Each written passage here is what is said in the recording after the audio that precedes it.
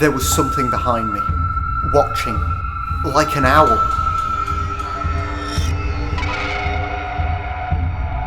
Something grabbed me, and it pulled me off that chair. I have never fallen off a chair before. Am I addressing the presence in this room? What is happening? Silence means yes.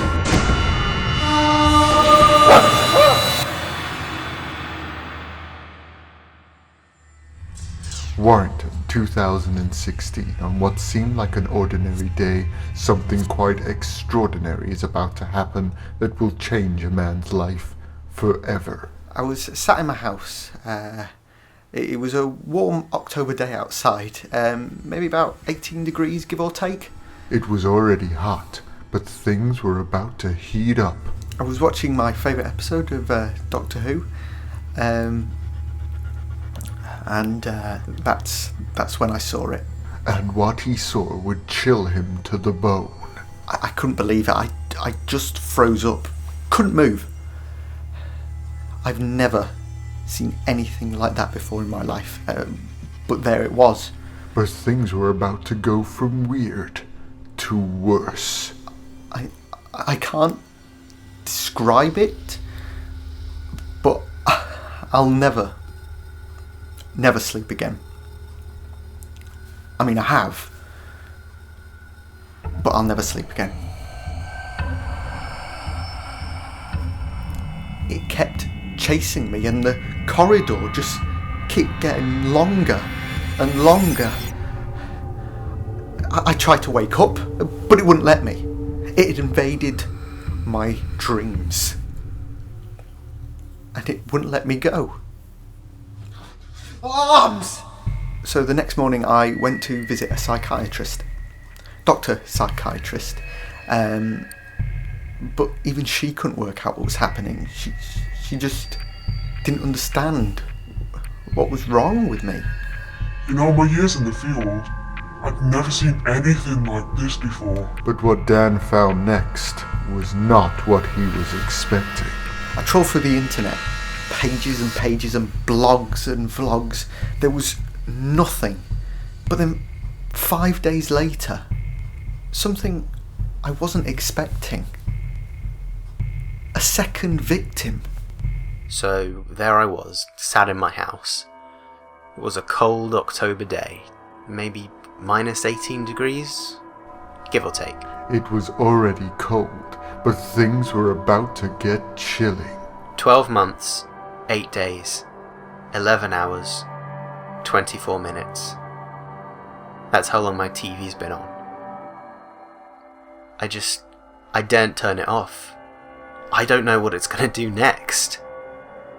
You know, but I figure as long as it's there and the DVD's paused, it's at least contained for the time being. I've got a special protective sheet to protect me, and that's draped over the television, just so I can't see it, but, you know, I know it's there. And the sheet just can't protect me from the mental pain. I thought it was just me. I thought I was alone. But to find someone, someone else who's, has the same pain as me, it's just, no. So, excuse me. Sorry, excuse me. How do you get, excuse me. The thing they both witnessed is so horrifying, we will allow you, the audience, 5 seconds to leave the room. They had discovered Patrick Troughton's secret third arm. I mean, a third arm.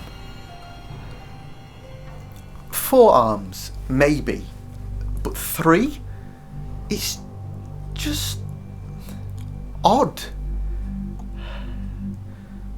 The lack of symmetry is just upsetting. 3 arms. I mean, it's just haunting. And the more that I think about it,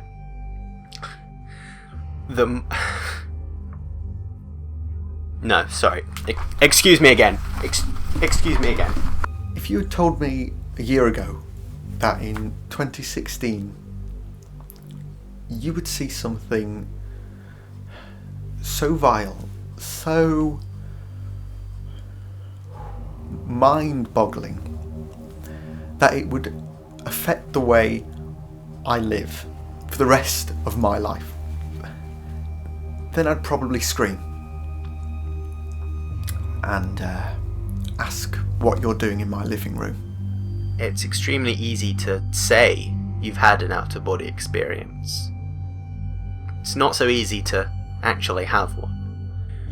But me and Dan have spent the past few weeks trying to connect the dots, and we think we found an answer. We believe that the third arm was stolen. The original owner, William Hartnell. The facts are all there, if you just know where to find it. I mean, just think about it really for a second. It's staring us in the face.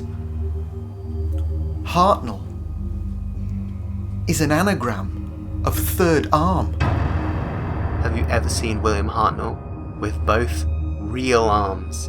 I'm not talking about his fake prop arm from The Three Doctors, but have you ever seen William Hartnell with both real hands after he left Doctor Who? He handed more than the role of the Doctor over to Patrick Troughton.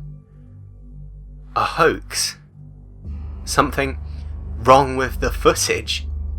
No. Of course not. What Dan experienced, what I experienced, was real. And... excuse me. This is our lives now. Fear. And Patrick Troughton. Happy 50th, Patrick Troughton, Doctor.